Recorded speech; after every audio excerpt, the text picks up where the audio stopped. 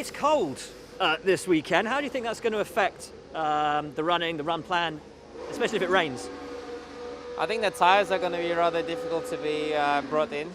I've had an experience in 2018 of driving a very cold circuit in Barcelona, and obviously with the privilege of having tire warmers, it's good when you go out, but as soon as you do go out, the tires temperatures go down, so hopefully I'll be moving fast enough to keep the temperature up.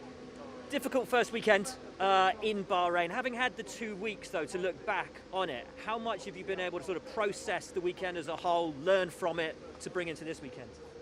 Yeah, bumpy ride, to say the least. A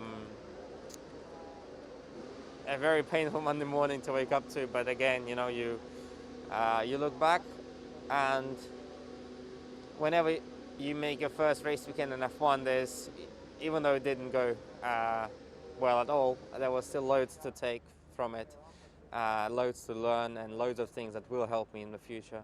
So I've taken all that knowledge. I've put the sadness behind, because that's what keeps you down, and hopefully I've really moved forward. What's the biggest takeaway that you can take from that first weekend in terms of, and obviously you've got so much more practice time than you've ever had in junior formula before, the intensity of it, I guess sort of the learning process throughout that weekend. What have you taken away?